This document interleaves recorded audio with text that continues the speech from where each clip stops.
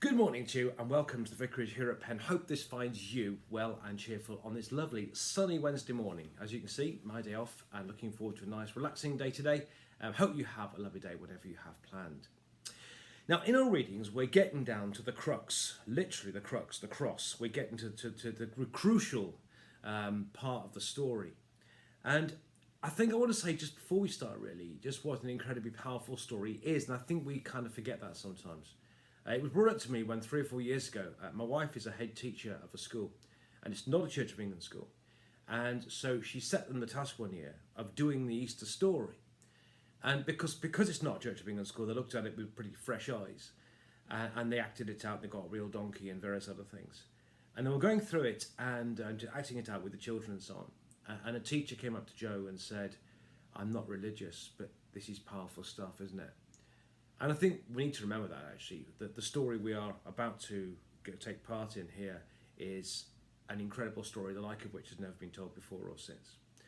But that's what we're looking at now. But the context for this morning's reading in particular is it's the night before Jesus died. Jesus has had his last supper with his friends. They've had their goodbye speeches. Judas has left the meal to go and betray Jesus, and Jesus has left. And as was his wont, he went back to the Mount of Olives where he was staying. And I think the strange thing about this particular bit is at this point, they say they've had their last meal, they've had their farewell speeches, but at this point, Jesus hasn't yet been arrested. Judas is on his way probably, but Jesus hasn't yet been arrested. So I suppose in theory, there was probably still time for him to run away if he wanted to. He knows Judas is coming. You could probably even hear him coming because it's not very far away. But at this point, he hadn't actually been arrested yet. You might say there's still time. So what does Jesus do? Well, he does this. And as I said at the beginning, it's an incredibly powerful story, this. And you have to feel it as well as just hear it. So this morning, when I read this reading, try and really feel it with your bones, feel it in your waters as I read it this morning. I'm reading this morning Luke chapter 22, beginning to read at verse 39. Jesus came out and went, as was his custom, to the Mount of Olives, and the disciples followed him. When they reached the place, he said to them, "Pray that you may not come into the time of trial." Then he withdrew from them about a stone's throw, knelt down and prayed, "Father, if you are willing, remove this cup from me. Yet not my will, but yours be done." And an angel from heaven appeared to him and gave him strength. In his anguish he prayed more earnestly, and his sweat became like great drops of blood falling down on the ground. When he got up from prayer, he came to the disciples and found them sleeping because of grief. And he said to them, "Why are you sleeping? Get up and pray that you may not come into the time of trial." And this is the word of the Lord. Thanks be to God.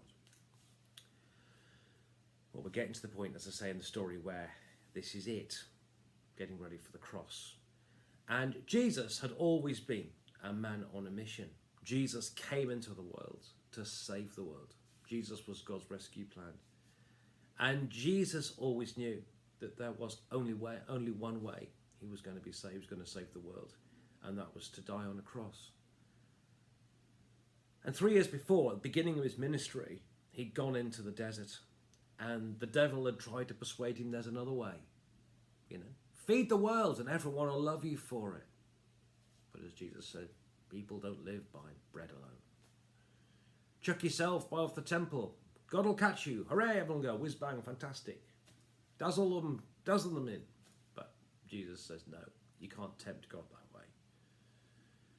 And he also said, I'll give you everything if you'll worship me.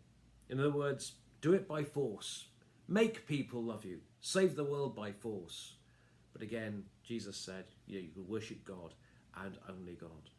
At the end of the day, he couldn't feed the world to save it. He couldn't dazzle the world to save it. He couldn't force the world to save it. That's not the way it could be. The only way it was to happen was for him to die on a cross. And so he pressed on with his ministry at the beginning. And here we are now, minutes before he's about to be arrested. And Jesus knows what's coming.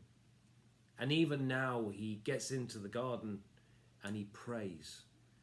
And the Bible's sort of, in those days, the standard praying position wasn't kneeling.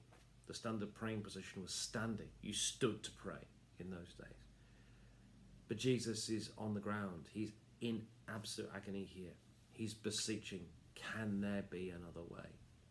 Father, take this cup of suffering from me. Is there any other way? Jesus doesn't want to do it. And that's not a shameful thing. Actually, Jesus was human. If he'd wanted to do this, he would have been less than human. I think when the hymn says, cheerful he to suffering goes, I think they were wrong. He didn't want to do it. Jesus was human. No human would want to go through that. If he'd wanted to do it, I think he'd have been less than human. And so here we are in this garden. Jesus knows what's coming. And he kneels on the ground and he sweats blood. He literally sweats blood. He's agonizing. Lord, Father, is there any other way? Can there be any other way? But at the end of the day, it had to be. Yet not my will, he says, but yours be done.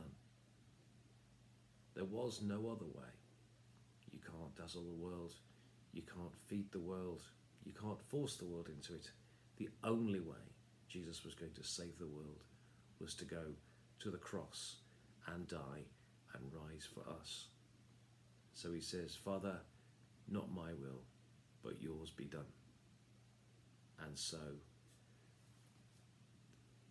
that's what happened. He did it because it had to be.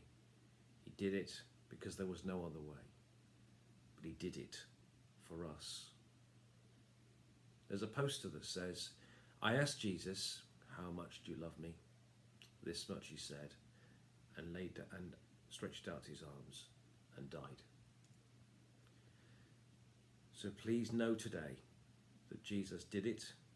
He didn't want to do it, but he did do it. He did have a choice.